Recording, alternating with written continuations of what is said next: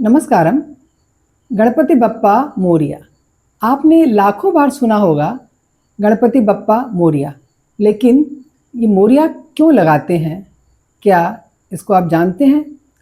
फिर मोरेगांव का नाम कैसे पड़ा और अष्टविनायक गणपति कौन हैं? साथ में हम जानेंगे कि मोरेगांव गणपति का क्या महत्व है। तो आइए पहले जानते हैं कि गणपति बप्पा मोरिया में मोरिया क्यों लगाते हैं। बप्पा का तो अर्थ है पिता और मोरिया का संबंध है 14वीं शताब्दी के संत मोरेश्वर, जो गणपति भगवान के परम भक्त थे। तो महाराष्ट्र के पुणे जिले में मोरेगांव गणपति मंदिर है। ये मोरिया लगाने की प्रथा वहीं से, उसी मंदिर से शुरू हुई। इस मंदिर से ही ये परंपरा शुरू हुई कि भक्तगण जब गणेश जी का जयकारा लगाते हैं तो संत मोरेश्वर महाराज की स्मृति में गणपति जी के जयकारे के पीछे मोरिया शब्द जोड़ देते हैं। तो जब भक्त कहते हैं गणपति बप्पा मोरिया, तो इसका भाव ये होता है कि हे हमारे प्रिय पिता, हे हमारे प्रिय गणेश पिता, संत मोरिया के साथ हमारे जीवन में पधारो। अब हम आते हैं कि मोरेगांव नाम क्यों पड़ा।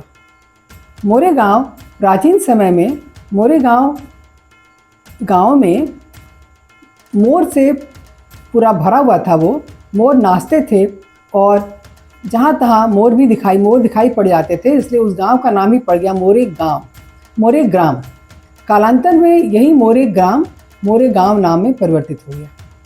मोरेगांव में जो गणपति जी का मंदिर है उसको मयूरेश्वर गणपति मंदिर कहते हैं, क्योंकि उसमें गणपति जी मयूर पर सवार हैं और उन्होंने मयूर पर सवार होकर के ही सिंधु नाम के असुर का वध किया था। ये मयूरेश्वर मंदिर नाम से भी प्रसिद्ध है।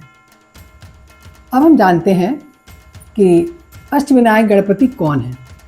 महाराष्ट्र में गणपति के 8 प्रमुख प्राचीन मंदिर हैं, जिनको कि अष्टविनायक कहा जाता है, जिनका दर्शन करना अति विशेष पुण्यदायी माना जाता है और बहुत फलदायी मानते हैं कि अष्टविनायक के दर्शन करने से मनोकामना की सिद्धि होती है। तो सबसे पहले प्रथम अष्टविनायक मंदिर में एक क्रम होता है, मतलब 8 प्राचीन मंदिर हैं जिनका कि एक क्रम में दर्शन करते हैं।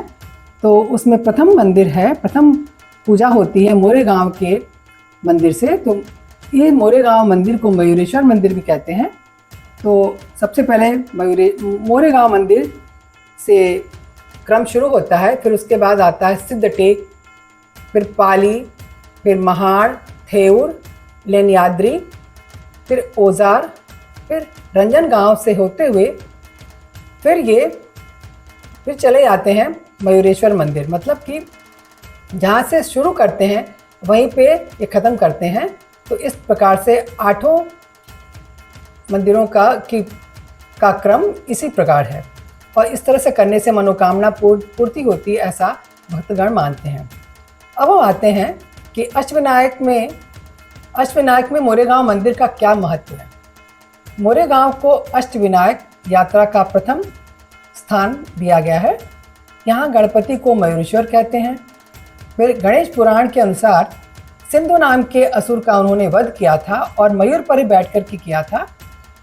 सभी देवता बहुत त्रस्त थे सिंधु नाम के असुर से, तो गणेश जी ने मयूर पर सवारी करके उस असुर का वध किया था। तभी से ये मंदिर प्रसिद्ध हो गया और गणपति जी का विशेष वाहन यहाँ पे मोरी है, तो इसलिए मयूरेश्वर कहलाते हैं। अब हम आते हैं कि मोरेगांव गणपति जी की क्या विशेषताएं हैं। तो जैसा कि हम पहले भी बता चुके, ये मयूरेश्वर हैं और ये मंदिर में भगवान की जो मूर्ति है वह स्वयंभू मानी जाती है और इसमें भगवान की जो सूंड है वो बाईं ओर मुड़ी हुई है, जो सौभाग्य और शुभ देने वाली है। भक्त मानते हैं कि यहाँ गणपति की पूजा से सभी प्रकार की विघ्न बाधाएं दूर हो जाती हैं। इसलिए हर भक्त अष्टविनायक की यात्रा मोरे गांव से शुरू करता है और मोरे गांव पे ही आके ख़त्म करता है। तो प्रिय दर्शकों, आप भी ये जयकारा जब भी लगाएं गणपति बप्पा मोरिया, तो समझिए कि केवल हम नारा ही नहीं लगा रहे हैं, बल्कि संत मोरेश्वर की भक्ति, मोरे गांव की परंपरा और अष्टविनायक की पवित्र धरोहर का प्रतीक है। Ganpati Bappa Morya, Mangal Murti Morya. Thanks for watching. अगर आपको जानकारी अच्छी लगी हो तो इसको कृपया लाइक, शेयर और सब्सक्राइब भी करें। Thanks for watching.